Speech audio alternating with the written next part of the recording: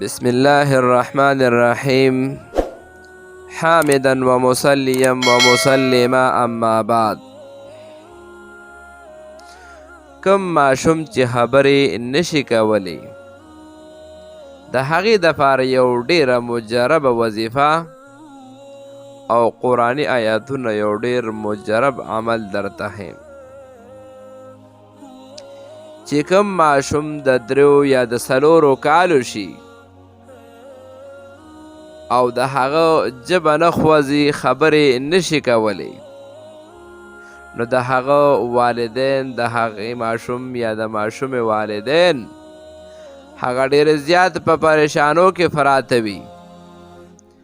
او هر قسم ډاکټري او طبي علاج یې شروع کړی وي خو د هغې په وجه هم د هغه ماشوم د خبرو څه طریقه روانه نشي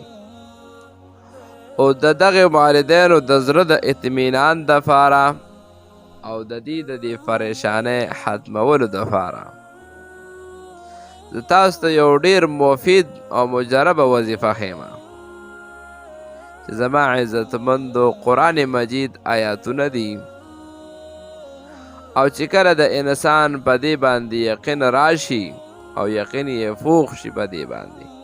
نو انشاءالله چې په دې سره به الله پاک منګ ته او زمونږ ماشومانو ته هم پیدا ورکوي. اوس هغه آیاتونه ستاسو وړاندې پیش کوم خو دا عمل به څو ورځو پورې کوي او څنګه طریقې سره به یې کوي. دا آیاتونه زما عزتمندو روزانه چې کم دی روزانه به د دې نه یو ساح جوړوي او هغه ساح چې کم دی هغه په اوبو کې به لیکئ او د ماشوم باندې به څکي انشاءالله چې د دې ماشوم به ژبه په خبرو باندې روانه شي. خو اوس دا آیات چې کم دی دا آیاتونه کم ښیم د دې نه به یو ساح جوړوي روزانه او تر د 21 ورځو پورې به دا عمل جاری ساتي 21 ورځې چې برابر شي نو انشاءالله د دې ماشوم ژبه په خبر روانه شي. اعوذ بالله من الشیطان الرجیم بسم الله الرحمن الرحیم إني عبد الله آتاني الكتاب وجعلني نبيا وجعلني مباركا أينما كنت وأوصاني بالصلاة والزكاة ما دمت حيا وبرا بوالدتي ولم يجعلني جبارا شقيا والسلام على يوم ولدت ويوم أموت ويوم أبعث حيا صدق الله العظیم. دا آیاتونه چې لیکې نو دې سره به چې کوم دی صرف بسم الله په شروع کې لیکې زما عزتمندو روزانه ترې چې کوم دی یو ساح جوړوئ